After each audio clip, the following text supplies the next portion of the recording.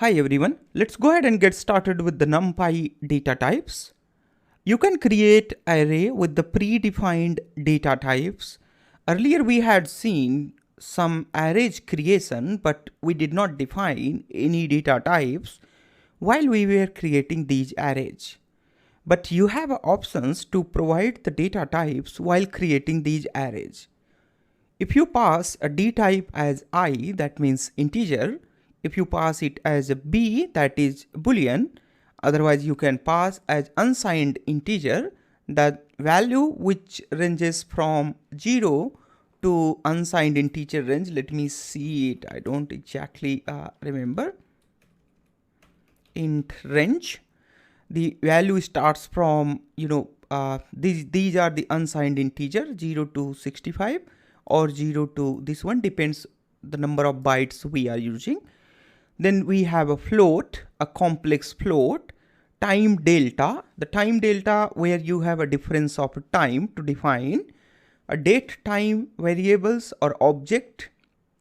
O means the object, which says that it is a string or any other kind of the objects which might be unknown to a NumPy, and then it has the string, it has the Unicode string, and then fixed chunk of memory for other types. Alright, let's go ahead and create an array and investigate its data type. For example, I say here a equal to np.array. Inside this, I need to pass here a list or set to create the array. I say here 1, 2, 3, and 4. And this array is created, but we did not pass any data type. So by seeing this data, we can say that it is the integer, but we don't know definitely what type of the data this NumPy array has created. That you can know by typing here a dot d type. D type says that the data type of these objects or the items which are inside this a NumPy array. It says that it is int 32, that means it's a 4-byte integer. And if we provide here a float value inside this NumPy array, then this data type changes. Now you see, we just provided only one float value. Even after that, this data type got changed to the float 64. Because if there is any float value in your data set, then it will automatically convert all these values into a float value. So it got converted all these value into a float value. And in a Python, if it is 0.0, then Python does not print these values. It just put there a dot to signify that it is a float value. Let's go ahead and create here a string and then see the data type of the string. It is very important to see the data type of the string. For example, I have here the apple, and then here I have a banana. It has a very interesting fact which I'm going to show you. Do you see there, once we printed this, it says that it's a U6. Alright, do you see there? So earlier we saw that U is a Unicode string, that is okay. But what is this 6? That we don't know. This 6 actually says here that the maximum number of the character present in this string is a 6 character. Now you see there, we have a 5 here and 6 here. If we make it 7, then let's go ahead and see. You see there, the Unicode character 7. So basically it says that the data type of this NumPy array is U, that is Unicode string, and then this 7 says that the maximum length of any item, which is 7 currently for this particular list. Alright, let's go ahead and see how we can create a string type of the data. Alright. So we did not pass here any data type and it automatically created here Unicode string. But if we pass here a data type, then we can tell NumPy to convert it into a string. For example, if I say here S, You see there the capital S was for a string. Now if you run this, it says that this is for string and the maximum number present there, that is the 7. Let's go ahead and see if we can convert this as the integer data type. And we are going to pass here d type equal to I. That means it is integer. I4 means a 4-byte integer. And if we run this, it says that invalid literal for int with base 10 for apple. Basically, it is saying that this apple cannot be converted into integer. And this 4 denote that we were going to convert this into a 4-byte integer. Like here it was saying the maximum number of characters 7. One character is represented with 1 byte. That means it's a 7-byte representation. Let's go ahead and if we convert it 0 and 1, then what happens here? You see np.array is 0 and 1 and d type is I4. That means we are going to convert it for a 4-byte integer. Let's go ahead and run this.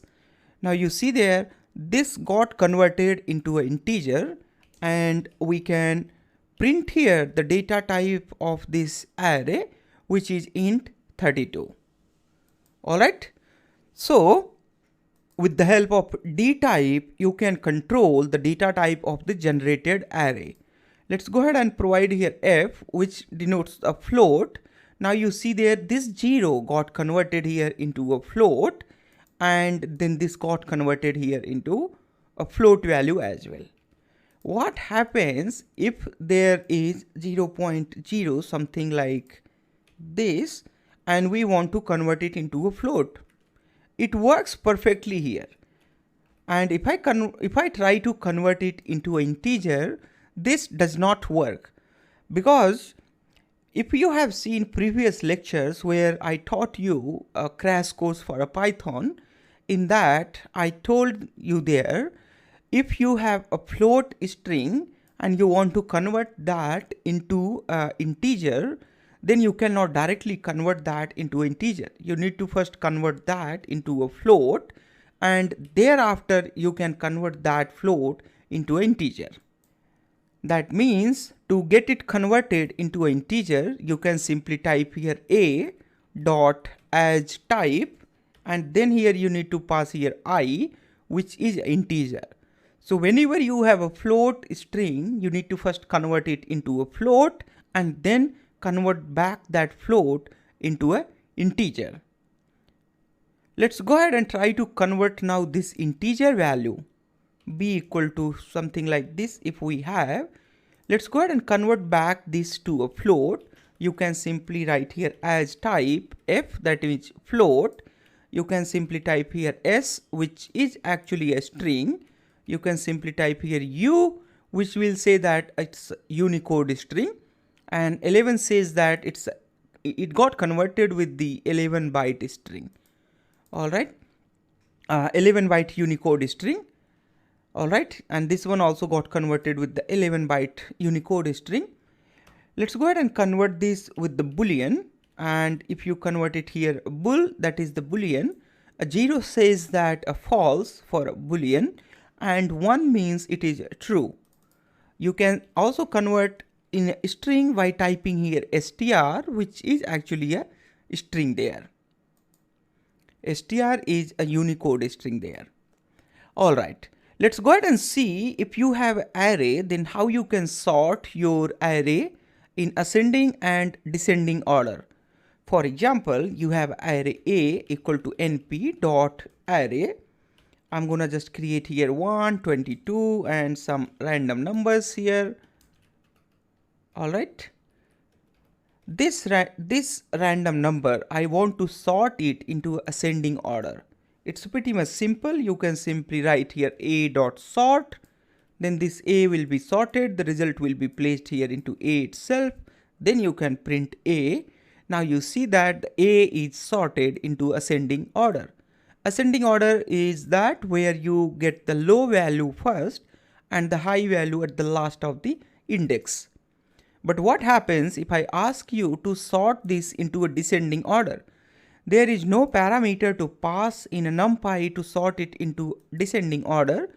So there is workaround to sort it. Alright. So you can write here np.sort, and then I'm going to pass here minus a. Minus a says that it will be sorted into a negative. But these minus we need to remove. That means I'm going to again put here a minus. So this shorthand notation works as a sorting of array into a descending order in a NumPy. Alright, this is all about in this lesson. Thanks a lot for watching this. I'll see you next one.